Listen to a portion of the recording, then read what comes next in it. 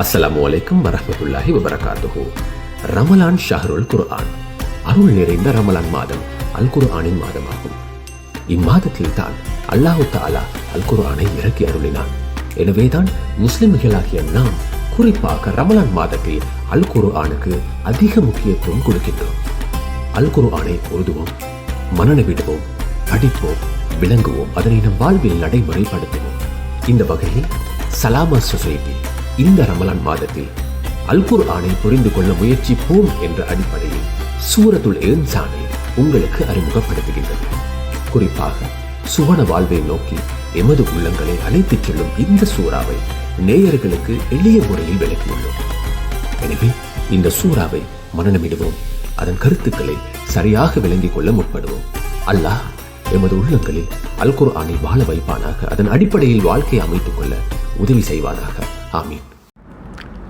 அல்ஹம்துலில்லாஹி ரப்பில் ஆலமீன், வஸ்ஸலாத்து வஸ்ஸலாமு அலா அஷ்ரஃபில் அன்பியா வ ஸய்யிதில் முர்ஸலீன் சய்யிதுனா முஹம்மத் வ அலா ஆலிஹி வ ஸஹ்பிஹி வ மன் தஆ பி தஅவதிஹி இலா யௌமித்தீன். மதிப்புக்குரிய சகோதர சகோதரிகளே, அஸ்ஸலாமு அலைக்கும் வரஹ்மத்துல்லாஹி வபரகாத்துஹு. சூரத்துல் இன்சான் என்ற சூறாவை விளக்கி செல்வது எமது விரிவுரையின் நோக்கமாக காணப்படுகிறது. இந்த சூறா எந்த காலப்பகுதியில் இறங்கியது என்பதை பொறுத்தவரையில் இஸ்லாமிய அறிஞர்களிடையே கருத்து வேற்றுமை காணப்படுகிறது. சிலர் இதனை ஒரு மக்கி சூரா என்கிறார்கள், சிலர் இதனை ஒரு மதனி சூரா என்கிறார்கள். மக்கி வசனங்களும் உள்ள மதனி வசனங்களும் உள்ள ஒரு சூரா என்ற ஒரு கருத்தும் காணப்படுகிறது. எனவே இந்த சூரா எப்போது இறங்கியது என்பதை திட்டவட்டமாக சொல்வது சிரமமானது. ஆனால் இமாம் இப்னு கசீர் அவர்கள் சொல்வது போல இந்த சூறாவை ஒரு மக்கி சூறா என்று சொல்வது தான் மிகவும் பொருத்தமானது. நீங்கள் தஃப்சீர்களை எடுத்து பார்த்தால் சிலர் அதனை மதனி சூறா என்று எழுதியிருப்பார்கள், சிலர் மக்கி சூறா என்று எழுதியிருப்பாங்க. மக்கி சூறா என்று நாங்கள் இதை கொள்வது தான் பொருத்தமானது. இந்த சூறா மனிதண்ட ஆரம்பத்தை எடுத்து சொல்லுது. மனிதண்ட ஆரம்பத்தை எடுத்து சொல்லி மனிதனுக்கு அல்லாஹ் புரிந்துள்ள அருட்கொடைகளை எடுத்து சொல்லி இறைவனுக்கு கட்டுப்பட்டு நடப்பது, அதுதான் மனிதனை பொறுத்தவரையில் மனிதனாவதற்குரிய வழி என்ற கருத்தை சொல்கிறது. மனிதன் தான் ஞாபகப்படுத்தப்பட வேண்டும் என்று விரும்புகிறான். மனிதன் ஞாபகப்படுத்தப்பட வேண்டுமாக இருந்தால், மனிதன் புகழ் பெற வேண்டுமாக இருந்தால், மனிதன் அந்தஸ்து பெற வேண்டுமாக இருந்தால் அதற்குரிய வழி இறைவனுடைய வழிகாட்டலை பின்பற்றுவது. அந்த வகையில் இந்த சூறா இறைவண்ட வழிகாட்டலை பின்பற்றி நடந்தவர்களுக்கு கிடைக்கக்கூடிய சுகண்டிகளை பற்றி, சுவன இன்பங்களை பற்றி மிக விரிவாக எடுத்துரைத்திருக்கிறது. எடுத்துரைத்து விட்டு இந்த சூறாட இறுதியில் சில உபதேசங்களை முன்வைத்து இந்த சூறா முடிவடைகிறது. நாங்கள் இந்த சூறாவை ஒவ்வொரு வசனமாக எடுத்து நோக்குகின்ற போது இந்த சூறா சொல்கின்ற கருத்தை சற்று ஆழமாக எங்களால் விளங்கிக் கொள்ள முடியுமாக இருக்கும். நாங்கள் ஆரம்பத்தில் இந்த சூறாவின் ஆரம்ப 4 வசனங்களையும் எடுத்து நோக்குவோம். பாருங்கள், பிஸ்மில்லாஹிர் ரஹ்மானிர் ரஹீம். இந்த சூறா தொடங்குது இப்படி: அல்லத்தா அலல் இன்சான் ஹீனும் மினத் தஹ்ரி லம் யகுன் ஷைஅன் மஸ்கூரா. அதில் ஈக்கிற சொற்கள் எல்லாம் பொதுவாக தெரிந்த சொற்கள். இதில் தஹ்ருன்றது பொதுவாக நீண்ட காலத்துக்கு பாவிக்கிற சொல். மிச்ச நீண்ட காலத்துக்கு தான் தஹர் என்ற சொல்ல பாவிப்பாங்க. அப்போ ஒரு மனிதண்ட வாழ்நாளை குறிக்கிறதுக்கு தஹர் என்ற சொல்ல பயன்படுத்த அல்லது அந்த பிரபஞ்சம் தோற்றம் பெற்றதிலிருந்து இறுதி வர அது இருக்கக்கூடிய அந்த காலத்தை தஹர் என்று சொல்லி சொல்லுவோம். ரைட். எனவே தஹ்ருன்றது நீண்ட காலப்பகுதியை குறிக்கும். அப்போ குர்ஆன் இங்கே கேட்குது ஹல்லத்தா அலல் இன்சான், மனிதன்கிட்ட வந்துச்சா ஹீனும் மின தஹர், அந்த நீண்ட காலத்தில் ஒரு நேரம் வந்துச்சா, லம் யகுன் ஷைஅம் மத்கூரா, அவன் குறிப்பிடத்தக்க எந்த பொருளாகவும் இல்லாத நிலையில் இருந்த ஒரு காலம் மனிதனுக்கு வந்ததா என்று சொல்லி இந்த வசனம் கேட்குது. இனி இந்த வசனத்தை விளங்கப்படுத்துகிற நேரம் இங்கே இன்சான் என்று சொல்லிக்கிறது யார்? இங்கே இன்சான் என்று சொல்லிக்கிறது மனித இனம்.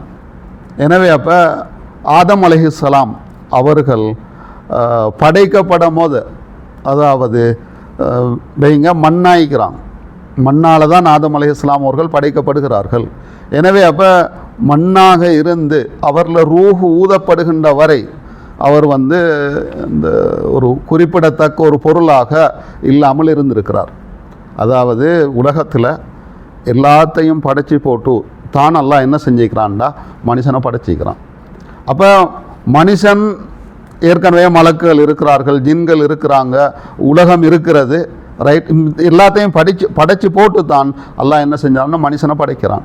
எனவே அப்போ மனிதன் குறிப்பிடத்தக்க இதுவாகவும் ஏற்கனவே இல்லாமல் இருந்தான். மனுஷனை பற்றி பேச்சு இல்லைங்க. ரைட். மனுஷன்ன்றது அங்கே ஏற்கனவே ஈக்கல்ல. எனவே ஆதம் அலைஹிஸ்ஸலாம் அவர்களைத்தான் இது குறிக்கிறது என்றது இந்த வசனத்தை விளங்கப்படுத்துகிற நேரம் சொல்லப்படுகின்ற ஒரு கருத்து. இன்னொரு கருத்து சொல்லுவாங்க, இங்கே ஆதம் அலைஹிஸ்ஸலாம் அவர்களை அல்ல, இது சொல்கிறது ஒவ்வொரு மனுஷனை. எனவே அப்போ ஒவ்வொரு மனிதனும், அதாவது அந்த அவன் உருவாக முன்னால் குறிப்பிடத்தக்க எதுவாகவும் இல்லை. அதாவது இப்படி சொல்லுவாங்க, உதாரணமாக ஆதம் அலைஹிஸ்ஸலாம் அந்த இந்த மண்ணாக இருந்து, மண்ணால் அவர் படைக்கப்படுகிறார், அந்த மண்ணாக இருந்த காலப்பகுதியை தான் அந்த ரூஹ் ஊதப்பட இருந்த காலத்தை தான் இந்த ஹீனுன்றது குறிக்கும். அதே மாதிரி இந்த ஹீனுன்றது இதான் பொதுவாக மனுஷன் என்று எடுத்தால், ஆதம் அலைஹிஸ்ஸலாம் அல்ல மனிதன் என்று எடுத்தால் அந்த தாயிட வயிற்றில் அவன் உருவாகி கொண்டு இருக்கிறான். ரைட். எனவே அப்போ அவன் பிறக்கிற வரைக்கும் இருந்த அந்த காலப்பகுதியை தான் இந்த ஹீனுன்றது குறிக்கும். எனவே ஒவ்வொரு மனுஷனை பொறுத்த வரையிலையும் ஒவ்வொரு மனுஷன்லையும் அவன் குறிப்பிடத்தக்க எதுவாகவும் இல்லாமல் இருந்த ஒரு காலப்பகுதி இருந்திருக்கிறது என்று தான் இங்கே குர்ஆன் சொல்லுது. இந்த ஹல்லுன்றது அதாவது கத்துன்ற கருத்தை குறிக்கும். அதாவது இங்கே கேள்வி இந்த குறிப்பிடத்தக்க எதுவாகவும் மனுஷன் இல்லாமல் இருந்த நீண்ட காலத்தில், அப்படி நீண்ட காலத்தில் மனிதன் குறிப்பிடத்தக்க எதுவாகவும் இல்லாமல் இருந்த ஒரு நேரம் மனிதனிடம் வந்து சென்றிருக்கிறது தானே என்று தான் குர்ஆன் இங்கே சொல்லுது. அப்போ கத்துன்ற கருத்தில் தான் இங்கே ஹல் என்றது பாவிக்கப்பட்டிருக்கு. சரி, இப்போ ரெண்டாவது வசனத்துக்கு வாங்க. ரெண்டாவது வசனத்தில் குர்ஆன் சொல்லுது, இன்னா ஹலக்னல் இன்சான மின் நுத்துபத்தின் அம்சாஜின் நபுத்தலி ஃபஜால்நாஹு சமீஅன் பசீரா. இதில் நுத்துபத்துன் அம்சாஜின்டா, நுத்துபத்துண்டா சும்மா துளிக்கு சொல்கிறது, தண்ணி துளி, சின்னொரு தண்ணி துளியாக நுத்துபான்னு சொல்லுவோம். இங்கே அம்சாஜின்னு பின்னுக்கிக்குது. அம்சாஜின்றது இங்கே பன்மை சொல்லல, ஒருமை. நுத்துபாவுக்கு வந்துள்ள என்னது அஜெக்டிவ் தான் அம்சாஜின்றது. இப்போ அம்சாஜின்ற இடத்துல கருத்து என்னண்டா, இந்த கலப்பு, அதாவது ஆண்ட விந்தும் பெண்ட முட்டையும் கலந்தத்தான் இங்கே என்னென்னு சொல்லிக்குதுண்டா குர்ஆன் நுத்துபத்துன் அம்சாஜ் என்று சொல்லிக்குது. அப்போ இன்னா ஹலக்னல் இன்சான மின் நுத்துபத்தின் அம்சாஜ், கலப்பான இந்திரிய துளியிலிருந்து மனுஷனை நாங்கள் படைத்திருக்கிறோம். நபுத்தலீஹி, அவனை சோதிப்பதற்காக. ரைட். மனிதனை நாம் அவனை சோதிப்பதற்காக கலப்பான இந்திரிய துளியில இருந்து படைத்திருக்கின்றோம். ஃபஜால்நாஹு சமீஅன் பசீரா, அவனுக்கு நாங்கள் பார்வையையும் கேள்வியையும் கொடுத்திருக்கிறோம். அதுக்காக அவனை பார்க்கக்கூடியவனாக கேட்கக்கூடியவனாக ஆக்கியிருக்கிறோம் என்று சொல்லிக்குது. இப்போ அதாவது மனுஷன் இந்த ஆணும் பெண்ணும் இந்த ரெண்டு பக்கமும் சேர்ந்து தான் மனிதன் உருவாகிறான் என்ற கருத்து, அதாவது ஆண்ட விந்தும் பெண்ட முட்டையும் சேர்ந்து தான் மனிதன் உருவாகிறான் என்ற கருத்து உலகத்துக்கு புதிய கருத்து. ஏற்கனவே இந்த மனிதன் இந்த கருத்தை தெரிஞ்சிக்கல. ரைட். எனவே அப்போ குர்ஆன் இங்கே சொல்லுதோ மனுஷன் அந்த ரெண்டு பேரும் சேர்ந்து தான் மனிதன் உருவாகிற என்று சொல்லி. அடுத்தது மனுஷனுக்கு கேள்வியை பார்வையை கொடுத்து மனுஷன் அறிவை பெறுறதுல அவன் செவிப்புலன், அடுத்தது அவன் பார்வை இந்த முக்கிய இடத்தை வகிக்குது. எனவே அந்த ரெண்டையும் இங்கே குர்ஆன் சொல்லிக்குது. சொல்லி போட்டு குர்ஆன் சொல்லுதோ இன்னா ஹதைனாஹு சபீல் இம்மா ஷாக்கிரன் வைம்மா கஃபூரா. நாங்கள் மனுஷனுக்கு பாதையை காட்டியிருக்கிறோம். ரைட். அதாவது நல்ல பாதை எது, அதாவது அல்லாஹ் உலகத்துக்கு தூதர்களை அனுப்பி வேதங்களை அனுப்பி மனுஷனுக்கு அல்லாஹ் என்ன செஞ்சுக்கிறான்டா வழியை காட்டியிருக்கிறான். இன்னா ஹதைனாஹு சபீல், எது நல்லம் எது மோசம், எது நல்ல ரோட் எது மோசமான பாதை என்றது மனுஷனுக்கு விளங்கப்படுத்தப்பட்டிருக்குது. இம்மா ஷாக்கிரன் வைம்மா கஃபூரா. அவன் ஒன்று நன்றி உள்ளவனாக இருப்பான் அல்லது நன்றி கெட்டவனாக இருப்பான். ரைட். எனவே அப்போ அல்லாஹ் இங்கே இந்த ஆரம்ப 3 வசனங்கள்லையும் என்ன சொல்லிக்கிறான்டா, மனுஷனை ஃபஸ்ட்டுக்கு இல்லாமல் இருந்த மனுஷனை அல்லாஹ் என்ன செஞ்சுக்கிறான்டா உருவாக்கிக்கிறான். ரைட்.